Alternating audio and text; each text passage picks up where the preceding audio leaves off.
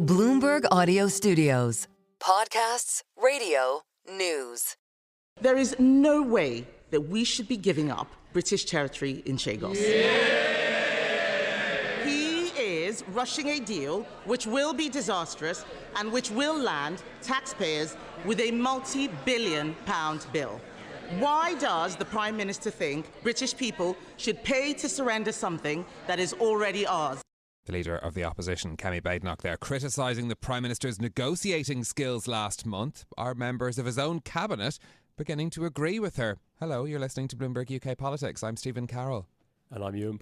Welcome to the programme. So yesterday's show, we talked about the Chancellor's empty wallet and how some government departments are facing what could be described as a return to austerity.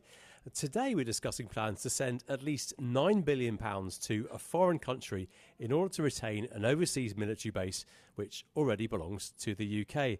Now you can see how this may cause some very nasty headlines for the government. It's all about the deal with Mauritius over the Chagos Islands. And there's Bloomberg reporting today that members of the cabinet are getting anxious about all of this, with one saying they didn't understand why we're doing the deal and another saying that the whole thing should be called off. Now, the reason this is back in the news is that Mauritius had elected a new Prime Minister in November who demanded a renegotiation of this deal. He's been trumpeting the improved terms that he won from the UK, including making payments inflation-proof. Keir Starmer's spokesperson says the government won't go into details on the deal, but that's adding to speculations that the costs have risen beyond the original £9 billion. All of this while senior figures in the Trump administration say the whole agreement should be called off. Remember, the US president gets a final sign-off on any agreement here. Well, with us on the programme today, Bloomberg's associate editor Ailbhe Rea. Now, Ailbhe, the new Mauritian Prime Minister has been trumping his improved deal with the UK, which presumably means that the UK is going to cough up more money. What more do we know about that deal, if anything?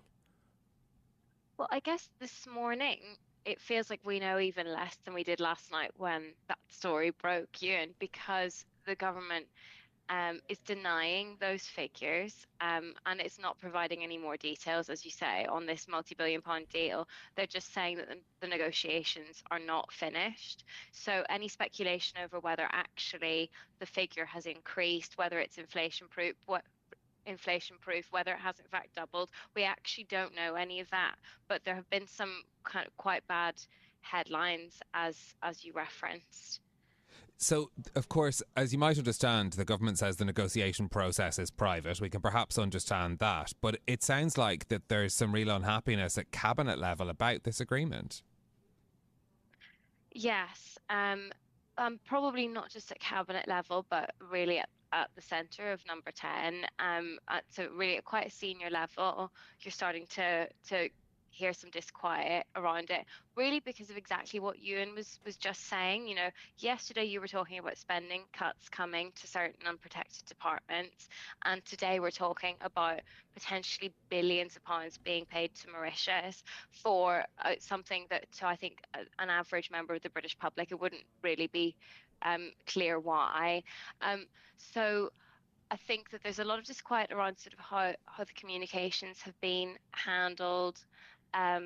Whether actually it's just a bit more complicated. You know, it is quite a difficult subject. The government would say these negotiations began under the last government. The Conservatives began these negotiations, and it followed a ruling from the International Court of Justice that these islands actually belonged to Mauritius and not the UK. So I think the UK would make the case that these negotiations have been necessary to secure Diego Garcia, one of these islands, which has a very important US military base. This whole part of the world is quite strategically important for the UK and the US and the West.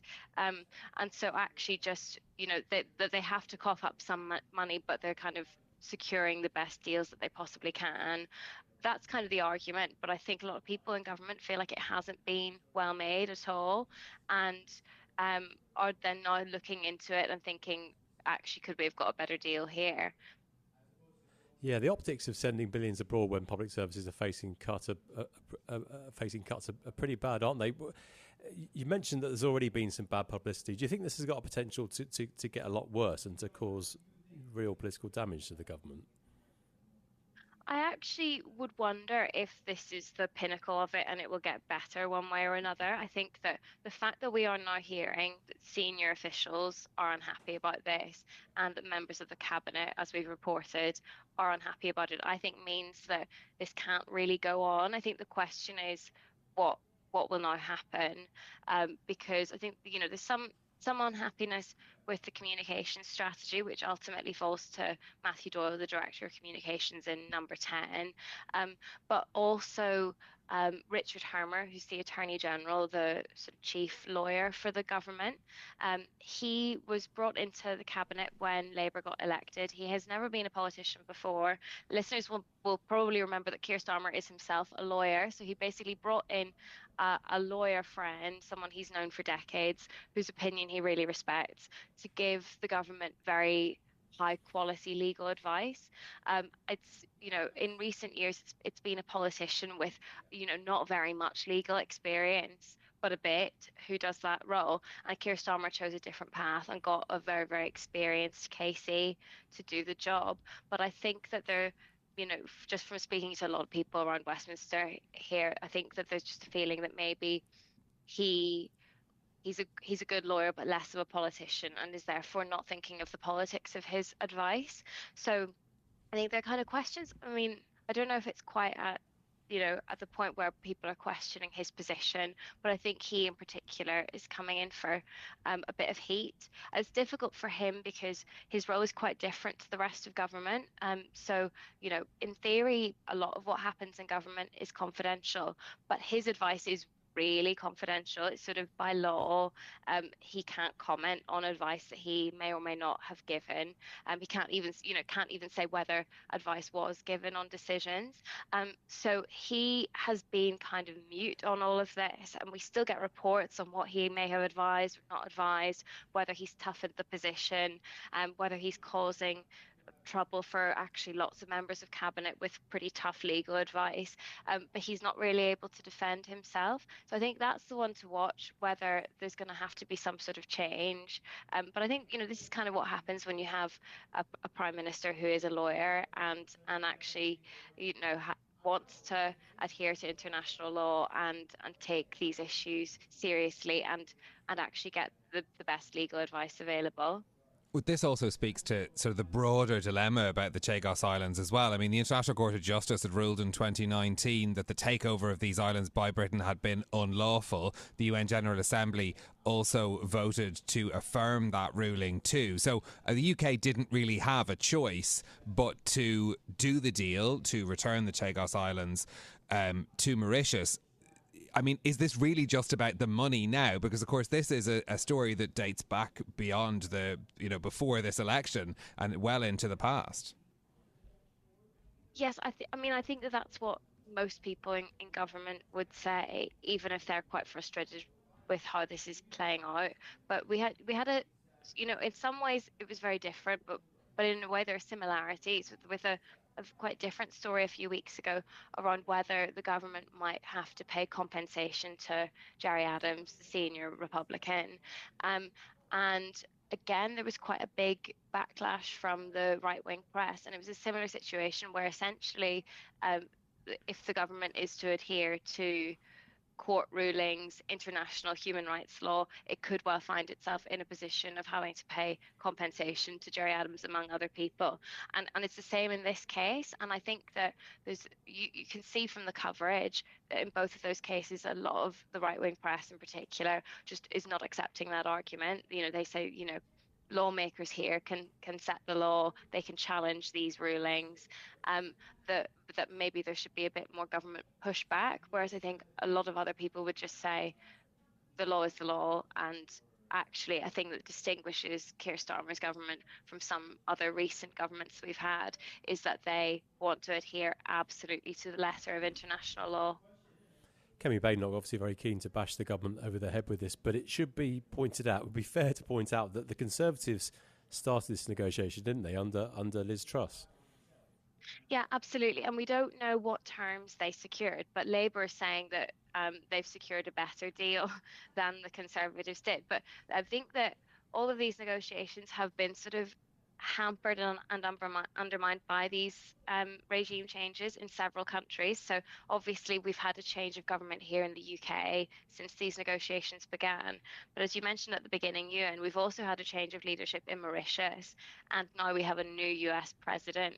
And each person coming in is seeking to improve the deal or push back on terms that were previously agreed. Donald Trump, we were sort of under the impression that he wasn't completely aware of this deal initially, but may have learned to dislike it from taking sidings from people like Nigel Farage, the Reform leader here. So it's becoming a kind of political hot potato. And the negotiations are not concluded, but really having to pay any money when money is tight is just difficult for the government. You know, there are senior people today saying, this is such a bad look for us. Chagos is not one of the 5 missions of this government. Why is it in the news? You know, why are we allowing this to run and run? And so I think it's being seen as a bit of a disaster. What's the way out of this then for Keir Starmer and the government? How does he save face when it comes to his negotiating skills?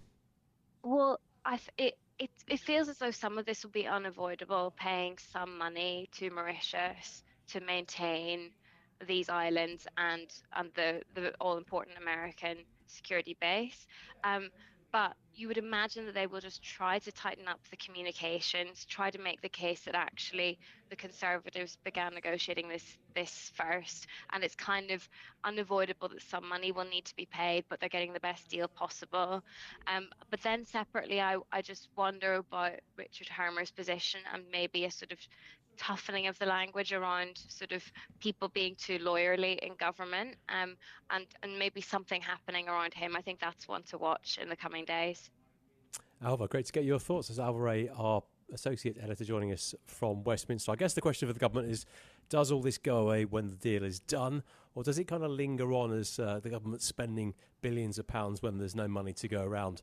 I think there's real danger for that when it comes to the next election. Yeah, I think as Ailbhe laid out there, the pressure on the Attorney General, very interesting in this conversation as well, given that, you know, it's now feeding into a broader conversation. But again, as so many things do with this government right now, focus back in on the finances, the fact that, you know, every penny is having to be accounted for in government departments, as we were reporting on yesterday as well, and a big bill, certainly very unwelcome politically as well at this time. Well, that's it from us for today. If you like the programme, don't forget to subscribe and give it 5 stars so other people can find it on Apple Podcasts, Spotify or wherever you listen. This episode was produced by Tiwa Adebayo and our audio engineer was Peter Nicolino. I'm Yuan Potts. And I'm Stephen Carroll. We'll be back with more tomorrow. This is Bloomberg. Bloomberg UK Politics. Listen weekdays at noon on DAB Digital Radio in London.